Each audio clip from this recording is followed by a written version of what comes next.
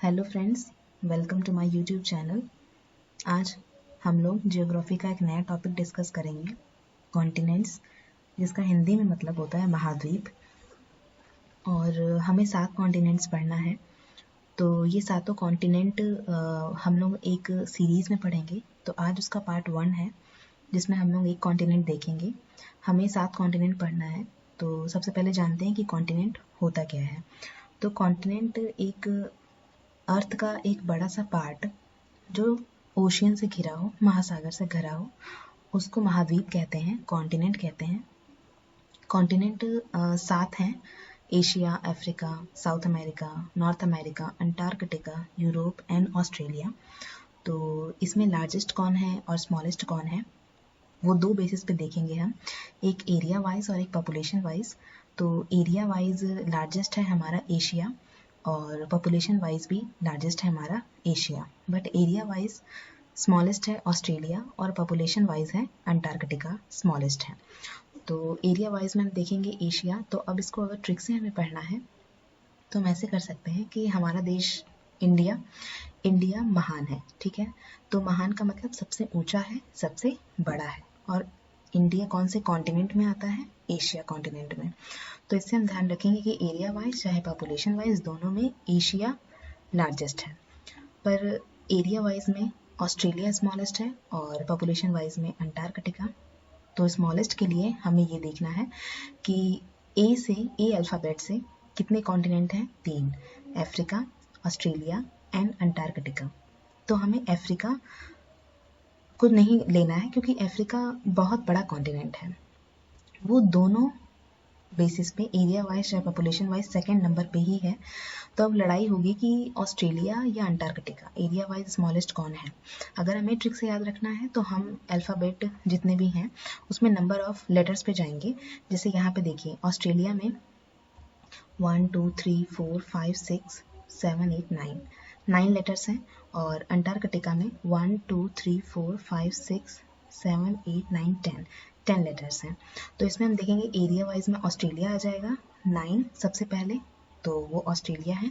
और population wise में 10 Antarctica. तो उससे हम देखेंगे कि स्मॉलेस्ट ये हो गया। और एरिया वाइज में सेकंड नंबर पे अफ्रीका ही है, और एरिया वाइज में फिर north America, south America, Antarctica, Europe और लास्ट में ऑस्ट्रेलिया। पॉपुलेशन वाइज में भी आपको सेकंड दोनों में है, तो अफ्रीका याद ही होगा, फिर यूरोप है, north America, south America, Australia and Antarctica. तो कॉन्टिनेंट में एरिया वाइज ऑस्ट्रेलिया स्मॉलेस्ट है और पॉपुलेशन वाइज सेकंड स्मॉलेस्ट है, ठीक है। तो अब ऑस्ट्रेलिया के बारे में देखेंगे। तो ऑस्ट्रेलिया स्मॉलेस्ट हो गया, सदर्न हेमीस्फेयर में है, और इसके फाइंडर थे टस्मान एंड कुक। और मैंने 1 लाइन में ही सब कुछ दिया हुआ है, बहुत ज़्यादा थ्योरी पढ़ने का मतलब नहीं, क्योंकि हमें कंपटीशन में कैसे देखना है, हमें क्रैक करना है ऑप्शन के बेसिस पे। तो ऑप्शन जो है हमारा 1 लाइनर ही होगा, है ना।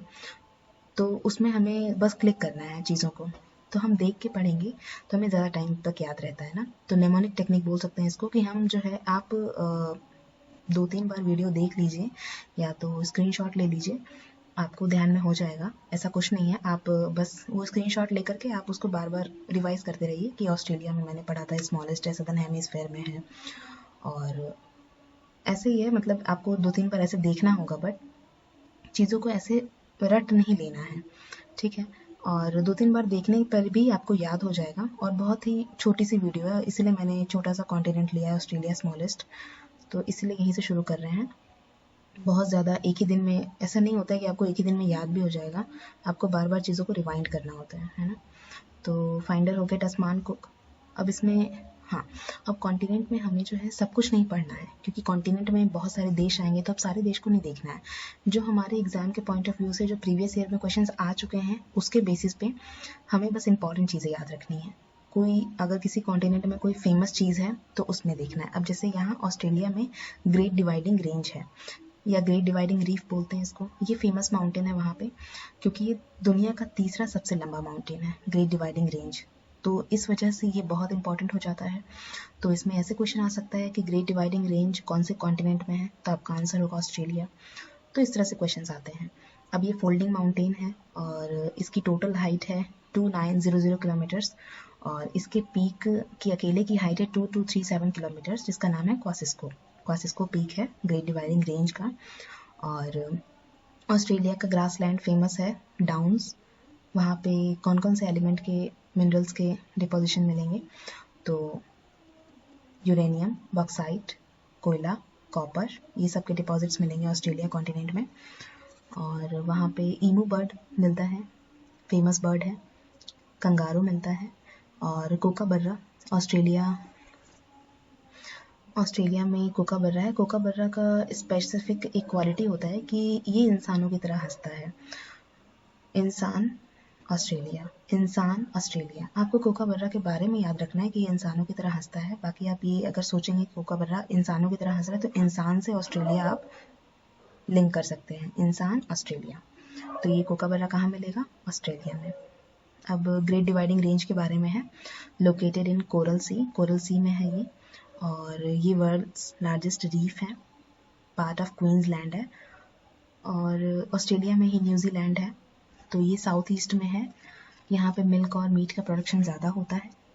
और न्यूजीलैंड का ग्रासलैंड घास का मैदान है, कैंटरबरी।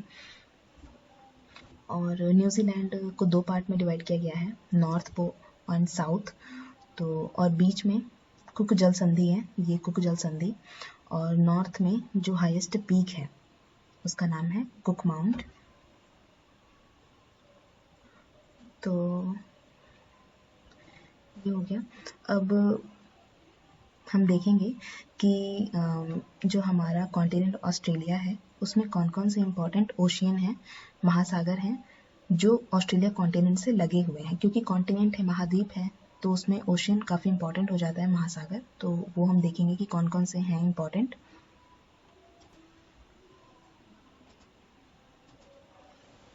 तो देखेंगे, जैसे ये मान लेंगे कि ये हमारा कॉन्टिनेंट हो गया ऑस्ट्रेलिया।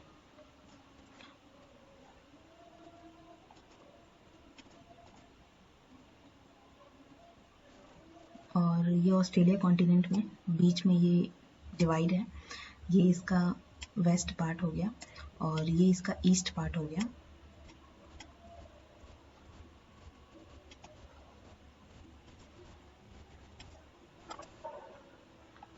अब इसके वेस्ट साइड में इधर टाइमर सी है। और इसके यहाँ पे अपर साइड में कारपेंटेरियन की खाड़ी है। और इसके ईस्ट साइड में इधर कोरल सी है। और ये ईस्ट पार्ट में ही यहाँ पे जो मैंने अभी बताया आपको, great dividing range, folding mountain, वो यहाँ ईस्ट पार्ट में है, ग्रेट डिवाइडिंग रेंज। और ग्रेट डिवाइडिंग रेंज के इधर लो साइड में, ऐसे यहाँ पे कारपेंटेरियन की खाड़ी हो गई ऊपर, और नीचे में यहाँ पे टस्मान सी है, ठीक है। और फिर ये टस्मान सी हो गया और यहीं पे एक टस्मान द्वीप भी है छोटा सा। तो ये हो गया हमारा, ये ऑस्ट्रेलिया कॉन्टिनेंट हो गया। बीच में डिवाइडिंग रेंज, ये जो हमारा ग्रेट बैरियर रीफ है ये डिवाइडिंग रेंज की तरह काम करेगा। ये जिसमें होगा वो ईस्ट पार्ट है और ये वेस्ट हो गया। इसके वेस्ट पार्ट में टाइमर सी है, ऊपर में कारपेंटेरियन की खाड़ी हो गई, इधर ईस्ट में कोरल सी हो गया। कोरल सी में ही मैंने बताया था ग्रेट डिवाइडिंग रेंज है। और इधर लोअर साइड में टस्मान सी है। तो ये चारों साइड से कह लें, या फिर ये महाद्वीप है, स्थलखंड है बहुत बड़ा सा, जो सागरों से घिरा हुआ है, महासागर से घिरा हुआ है। इस वजह से इसको महाद्वीप कहते हैं। और इसमें हम देखेंगे और क्या क्या बच गया है। हाँ, अब ऑस्ट्रेलिया जो है ये 2 पार्ट में डिवाइड किया गया है यहाँ पे, east part and west part. तो ईस्ट पार्ट में खेती होती है, पशुपालन होता है, इसीलिए पॉपुलेशन वहाँ हाई होती है।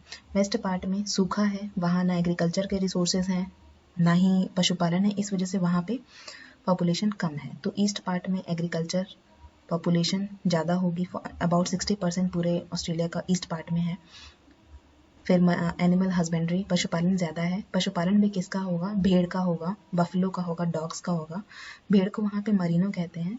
और मरीनो स्टेशंस होते हैं वहाँ पे, जहाँ पे डिवाइड किया गया है कि मेल जो मरीनो स्टेशन चलाएंगे उन्हें जकारो कहेंगे, और जो फीमेल मरीनो स्टेशन चलाते हैं उनको जिलारो कहते हैं। मरीनो स्टेशन मतलब भेड़ को पालना। जो पालते हैं उन्हें जकारो और जिलारो कहते हैं।